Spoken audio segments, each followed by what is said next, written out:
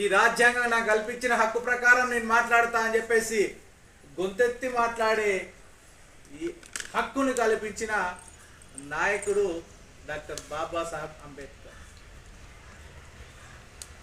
ఇప్పుడు కనీసం ఒక 2 నిమిషాలు నిలబడి మాట్లాడండి అంటే మనం మాట్లాడడానికే భయపడతాం. ఒక 2 నిమిషాలు నిలబడండి మీరు ఆయన కోసం అంటే నిలబడితే కాలు కూస్తే అంటాం. ఒక 10 నిమిషాలు ప్రశాంతంగా ఉండమంటే ఒకరు తల గీక్కొని జోలి పెట్టుకుంటూ దిక్కు చూసుకుంటూ నవ్వుకుంటూ మనం పారిపోతుంటాం. కానీ తను పుట్టిన తర్వాత స్కూల్లోకి రానియకపోతే కిటికీ పక్కన నిలబడి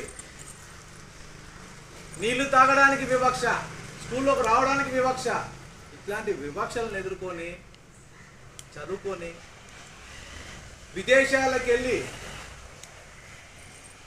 ఈ ప్రపంచంలో ఎవ్వరు కూడా చదవని డిగ్రీలు చదివి ఈ ప్రపంచంలో ఎవ్వరు సాధించడానికి పట్టాలు సాధించి నాలెడ్జ్ని తెచ్చుకొని అన్ని దేశాలలో ప్రజల మాన ప్రాణ హక్కులని వాళ్ళన్నిటిని చదువుకొని రేపు రాబోయే స్వాతంత్రంలో నా దేశ ప్రజలు, ఈ దేశంలో 90% ఉన్న ప్రజలు ఈ దేశంలో చదువుకు నిరాకరించబడి కనీసం మనుషులుగా చూడకుండా విసిరివేయబడ్డ 90% ఉన్న జనాలని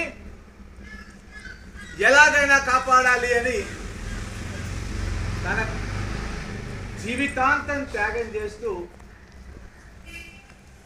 ఈ భారత ప్రజల కోసం నిద్రపోకుండా నిద్ర లేని రాత్రులు గడిపిన మహనీయుడు డాక్టర్ బాబాసాహెబ్ అంబేద్కర్. వారి గురించి తెలుసుకోవాలంటే ఒకే ఒక సంఘటన చాలు.